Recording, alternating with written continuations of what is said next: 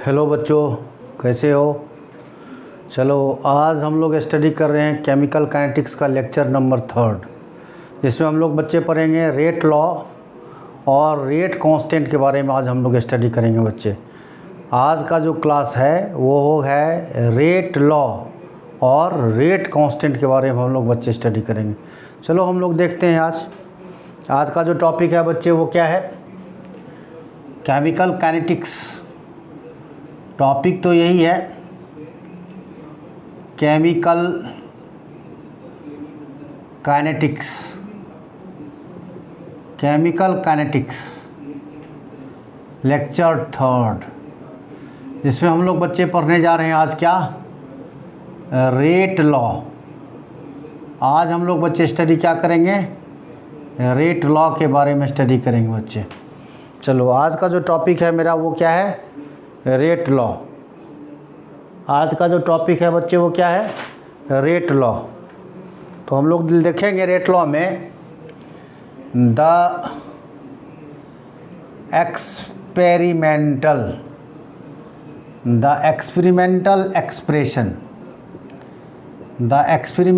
Expression of rate of reaction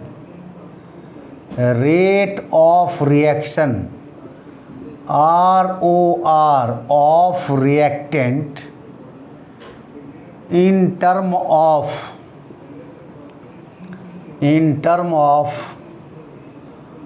molar concentration. In term of क्या होगा बच्चे, molar concentration.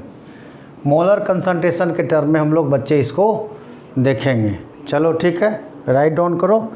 इसको हम लोग किस टर्म में देखेंगे, रेट ऑफ कंसंट्रेशन के टर्म में इसको हम लोग देखेंगे। देखो इसमें हम लोग ले लेते हैं in a chemical reaction. In ए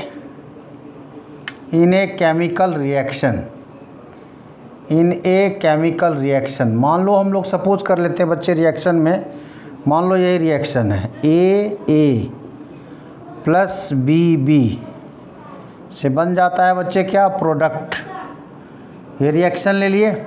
यदि हम लोग इसका रेट लॉ के अकॉर्डिंग चलें तो रेट जो होगा बच्चे वो क्या होगा, directly proportional to concentration of A का पावर एक्स और कंसंट्रेशन ऑफ बी का पावर वाई।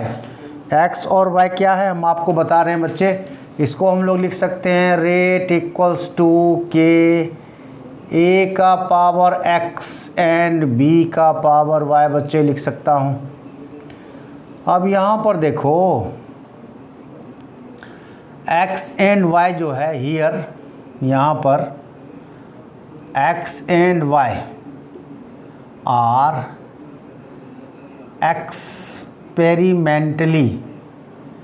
Experimentally found. यहाँ पर एक्स एंड वाई क्या है, एक्सपेरिमेंटली बच्चा फाउंड है। और यहाँ पर एक्स और वाई जो है ये स्टोइचियोमेट्रिक कोएफिशिएंट ए एंड बी का बराबर हो भी सकता है और बराबर नहीं भी हो सकता है। यहाँ पर देखो ये के जो है, के is known as proportionality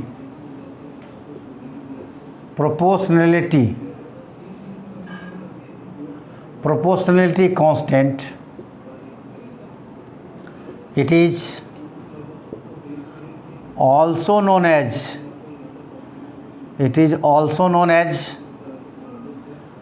rate constant और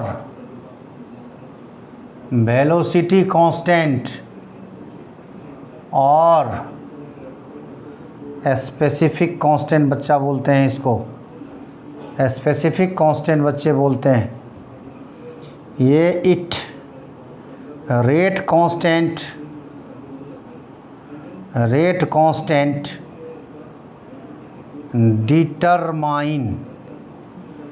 determine the unit of order of reaction unit of order of reaction बच्चे। चलो इसको राइट डाउन करो।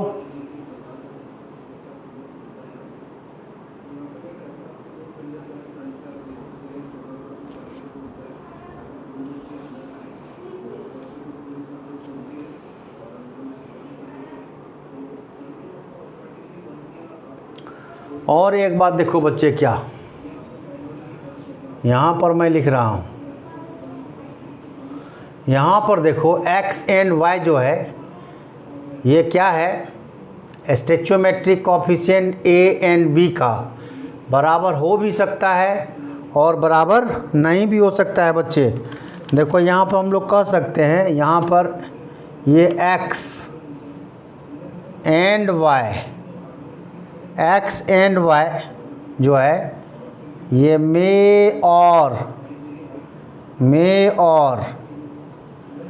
मे नॉट बी इक्वल टू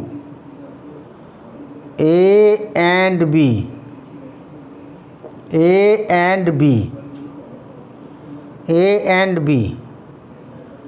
और ए एंड बी क्या है, ये है स्टेचोमेट्रिक कोफिशिएंट, स्टेचोमेट्रिक कोफिशिएंट। ये क्या है, stoichiometric coefficient of reactant A and B का है। यहाँ पर x एंड y जो है ये may not be equal to A and B क्या है, stoichiometric coefficient of reactant A and B का है बच्चे। चलो इसको राइट डाउन कर लो अच्छे से।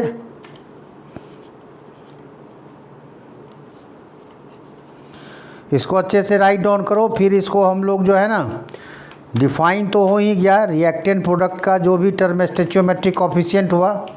एक टर्म और हम लोग देखते हैं एनसीईआरटी बुक में जो इसको डिफाइन किया है, हम उस हिसाब से इसको लिखने का कोशिश करते हैं। चलो इसको अब हम इरेज कर रहे हैं। देखो आप इसका स्क्रीनशॉट ले लो। चलो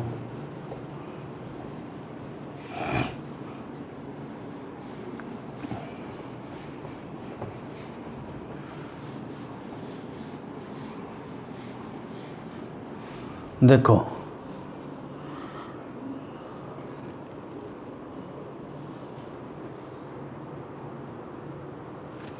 देखो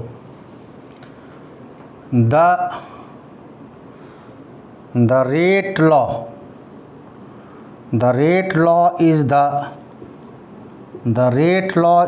expression in which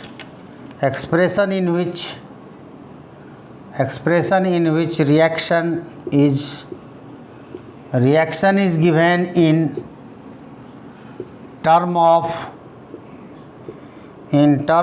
molar concentration,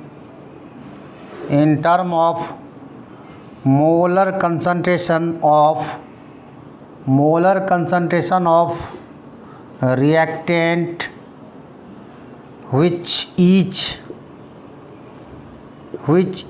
term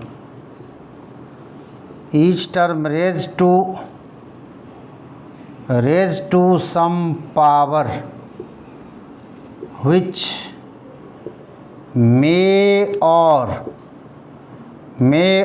may not be same as the stoichiometric coefficient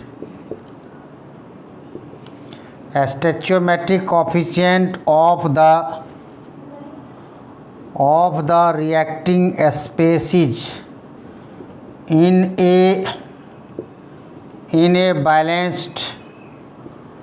a balanced chemical equation,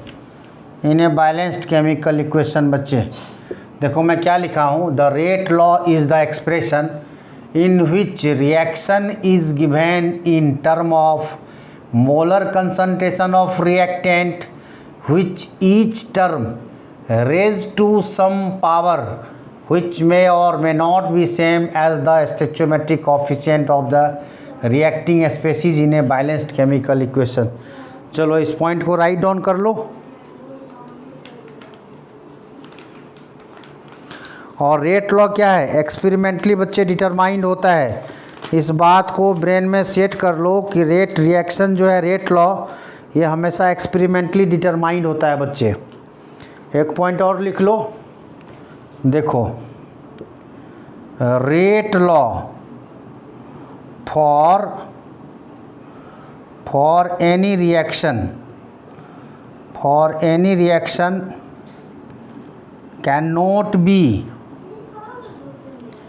cannot be predicted by merely looking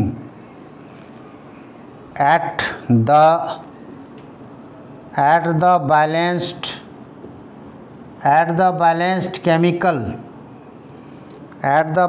chemical equation that is theoretically but must be determined experimentally,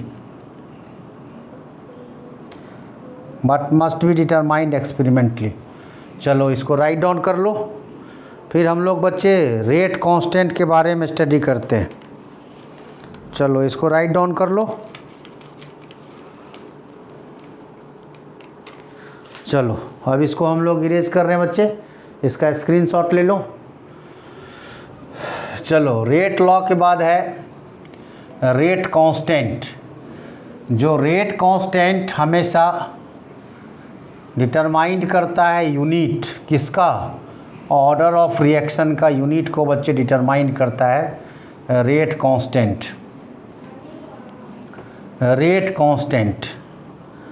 अब देखो हम लोग rate constant को दो वे में represent करने का कोशिश करता हूँ बच्चे।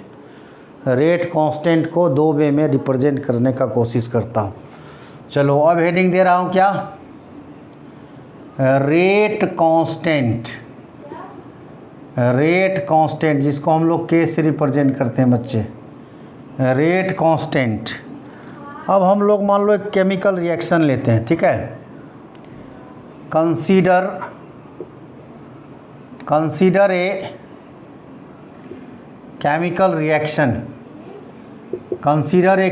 रिएक्शन। अब बच्चे हम लोग मान लो रिएक्शन ले लेते हैं N1A प्लस N2B से फॉर्म कर गया M1C प्लस M2D। सपोज कर लिया कि ये कोई रिएक्शन है। अब हम लोग क्या करते हैं यहाँ पर, according to law of mass action, एक बात समझो, लॉ ऑफ मास एक्शन जो है ना, ये गिवन क्या था, क्या गुल्डबर्ग एंड वेग दिया था। और ये क्या है, थियोरिटिकल कंसेप्ट है। और ये क्या है बच्चा, थियोरिटिकल कंसेप्ट है। ये थियोरिटिकल कंसेप्ट है। और एक बात और समझो, law of it is given bye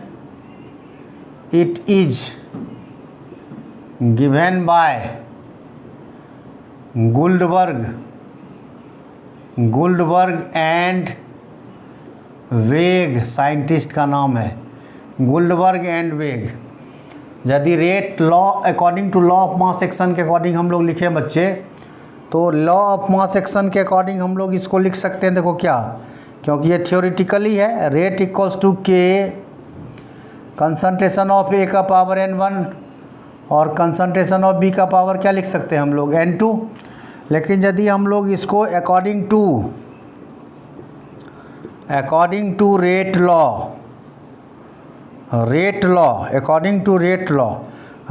क्या है बच्चा, एक्सपेरिमेंटल है, एक्सपेरिमेंटल कंसेप्ट है। एक्सपेरिमेंटल कंसेप्ट यदि हम लोग लिखेंगे इसको, तो रेट बराबर क्या लिखेंगे, के ए का पावर x एंड बी का पावर बच्चा क्या लिखेंगे, y। और हम लोग जानते हैं क्या, यहाँ पर x एंड y मे और may not be equal to N1 and N2, यही है ना, हम लोग जानते हैं। चलो इसको राइट डाउन कर लो। हम लोग जानते हैं कि यहाँ पर ये बराबर कभी नहीं हो सकता है बच्चे, ये हम लोग जान के रखें कि ये कभी भी इक्वल नहीं हो सकता है। और देखो यदि हम लोग इसको क्या करें कि हम लोग इसको देखो क्या करें, यहाँ पर जो है ये यदि हम लोग क्या करें, इफ़ कंसंट्रेशन ऑफ ए को इक्वल कर दे कंसंट्रेशन ऑफ बी का, मतलब 1 मोल पर लीटर यदि बच्चे हम इसको कर दें तो ए और बी को यदि हम लोग A1 कर दें तो इसको हम लोग क्या लिख सकते हैं, देखो तो रेट इक्वल्स टू के लिख सकते हैं बच्चे। देखो रेट इक्वल्स टू क्या हो गया, के। तो हम लोग इसको डिफाइन कर सकते हैं क्या, देखो rate of reaction, rate of reaction at unit concentration, at unit concentration of reactant is equal to rate constant। हम लोग बच्चे इसको लिख सकते हैं। चलो एक पॉइंट और नोट में हम लोग लिख सकते हैं कि रेट ऑफ कांस्टेंट जो है, रेट कांस्टेंट जो है ये हमेशा डिपेंड करता है टेम्परेचर और कैटलिस्ट पर। एक पॉइंट देखो हम लोग नोट में लिख लें, देखो नोट में यहीं पर लिख देता हूँ। देखो नोट में क्या लिखता हूँ कि रेट कांस्टेंट जो है, रेट कांस्टेंट क्या कि it does not depends on the concentration of reactant, but it depends on temperature